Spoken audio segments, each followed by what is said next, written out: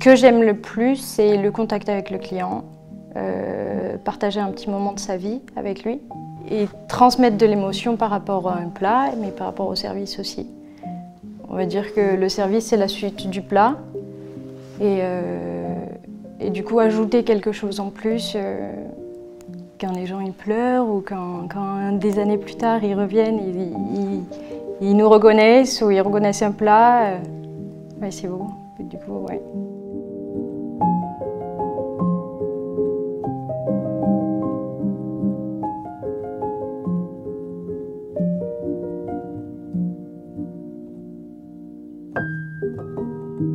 Pourquoi je fais ce métier? Parce que j'ai une passion, on va dire, qui m'a prise.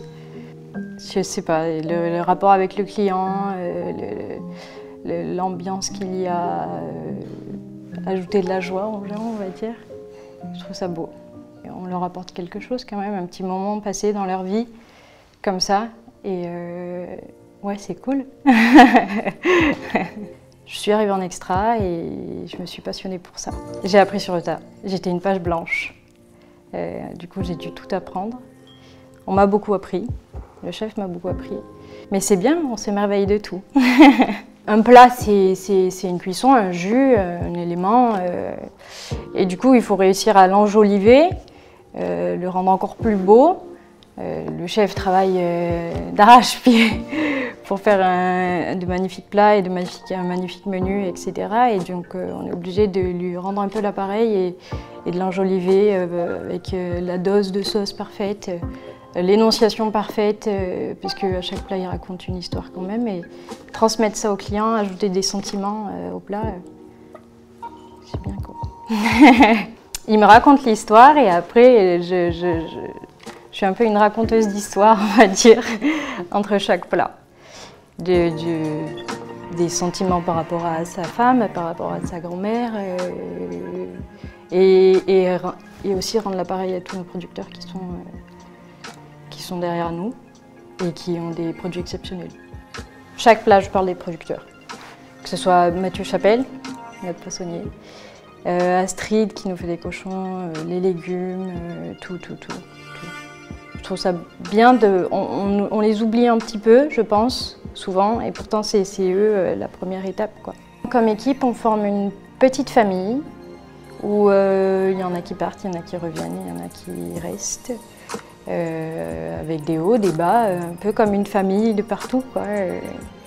Et on essaye de rester soudés, on s'apporte tous quelque chose et on essaye de ne pas rester dans notre zone de confort et essayer de se pousser les uns les autres plus haut à chaque fois, quoi.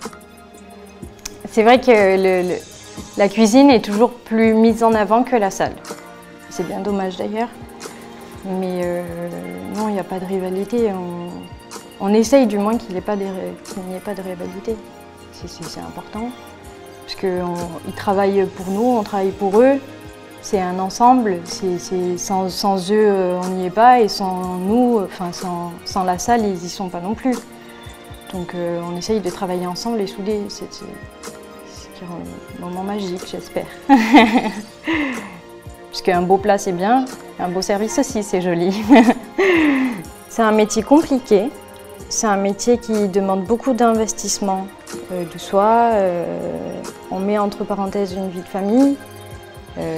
C'est dur de trouver le bon compromis entre vie de famille et vie professionnelle, surtout en restauration et surtout dans l'étoilé. Donc c'est un métier qui demande beaucoup d'investissement en soi-même. Et je pense qu'il y a certaines personnes qui ne sont pas prêtes à ça. Sont pas prêtes de s'investir autant dans ce métier. C'est plus facile, c'est sûr, de rester derrière un bureau et de rentrer à la maison à 18h, quoi. On n'a pas à se plaindre au niveau... on est logé, on est nourri, on est blanchi, on est plutôt bien payé. On a une certaine reconnaissance aussi par les propriétaires. C'est pas toujours le cas dans plusieurs restaurants. On a une jolie ville. On est dans le sud, il fait beau. Non, on est plutôt bien ici. Et on a 3 jours de repos, ce qui n'est pas négligeable.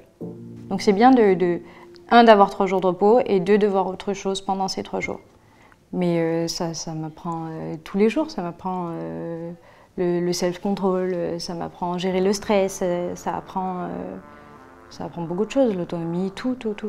Moi, je trouve que ce qui compte, c'est vraiment les sentiments qu'on peut transmettre aux clients. Ah, c'est compliqué de gérer l'intimité des gens à table. C'est compliqué d'être présent sans être trop présent, rigoler avec eux et partager un moment ensemble. Oui, mais tout le monde n'est pas réceptif à ça. Les clients oui, qui regardent leur téléphone et qui nous regardent à peine et qui ne nous écoutent pas.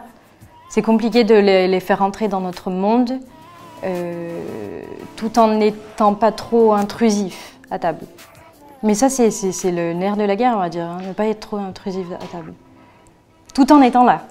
Je rentre un peu dans leur monde.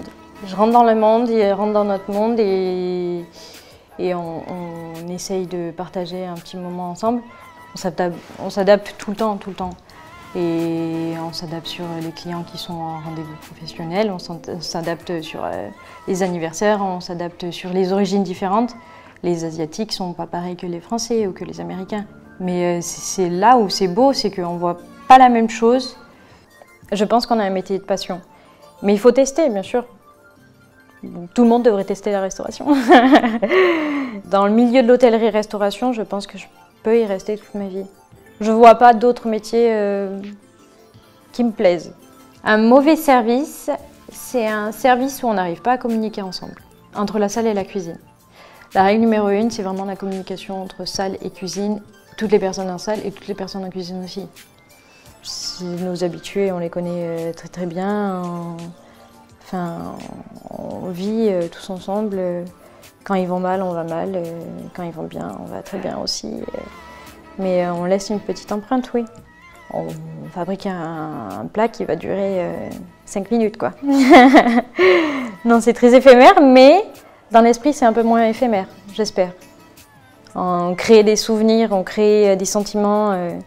C'est beau comme métier, créer des souvenirs, créer des sentiments. Voler de mes propres ailes, je suis avec le sous-chef, ça va faire quelques années maintenant, et du coup on aimerait voler de notre propre aile et ouvrir un restaurant. C'est un peu concrétiser tout notre travail qu'on a fait depuis. Ah, c'est compliqué la place de l'amour dans la restauration, je pense.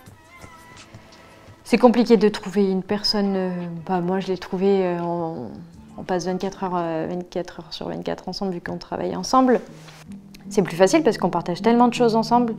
Et les personnes qui dorment sur place, ils sont 24 heures, vraiment 24 heures sur 24 ensemble. Et ils passent tellement de temps ensemble que on lie des liens très affectifs, ce qui est normal. Amis, amour, meilleurs amis, pire ennemi. Non. Ouais. C'est un métier affectif et de sentiment. Il y a des clients qui pleurent, oui. On va pas dire que ça arrive tous les jours, mais il y a des clients qui pleurent sur un plat ou sur quelque chose qu'on a dit ou parce qu'ils reviennent des années plus tard et qu'ils sont plus avec la personne avec qui ils étaient il y a quelques années. Et donc ça rend le moment encore plus beau de faire pleurer quelqu'un de par un plat ou une parole ou un acte de service. Et c'est beau. Ajouter de l'émotion, c'est trop beau.